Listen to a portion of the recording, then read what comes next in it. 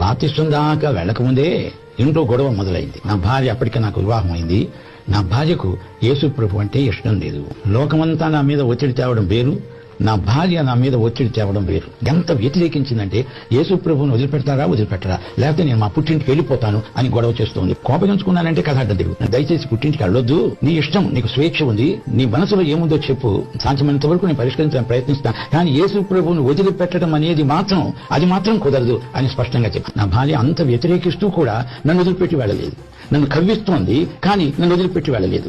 బంధువులు వచ్చి ఒక పెద్ద కాన్ఫరెన్స్ పెట్టారు ఒకసారి. అందులో వాళ్ళు అన్నది ఏంటంటే, నీకేం కావాలో అడుగు, ఏదైనా ఇస్తాం, డబ్బు కావాలా, ఏం కావాలి, కానీ యేసు ప్రభువును వదిలిపెట్టు అంటే నేనన్నాను, వడ్ల గింజను దంచితే బియ్యపు గింజ అవుతుంది, మళ్ళీ బియ్యపు గింజ వడ్ల గింజ అవుతుందా, అది కుదరదు అన్నా. అంటే వాళ్ళు అన్నారు, అమ్మాయి ఇక ఈయనతో లాభం లేదు, ఈయనకు యేసు పిచ్చి పట్టింది, సామాన్ చదువుకో, వెళ్ళిపోదామంటే ఆమె ఏమన్నదంటే, భలేవారు, నేను ఆయన వదిలిపెట్టి ఎలా వస్తాను, దయచేసి వెళ్ళిపోండి, మా గొడవ మేము పడతామని చెప్పి. నేను యేసు ప్రభువును నమ్ముకుంటున్నాను, నన్ను క్షమించండి, మిమ్మల్ని చాలా వ్యతిరేకించాను, మన సాంప్రదాయాలన్నా సంస్కృతి అన్నా నాకు అంత ఇష్టం, కానీ ఇప్పుడు ఏమనిపిస్తోందంటే, మీరు నమ్ముకున్న దేవుడు, మీరు నా భర్త కాబట్టి ఆయన నాకు కూడా దేవుడు, అందుచేత మనకు యేసు ప్రభు కావాలి, కానీ యేసు ప్రభు పేరట చలామణిలో ఉన్న మతం మాకొద్దు అని మేమిద్దరం కలిసి ఆ రోజు తీర్మానం చేసుకున్నాం.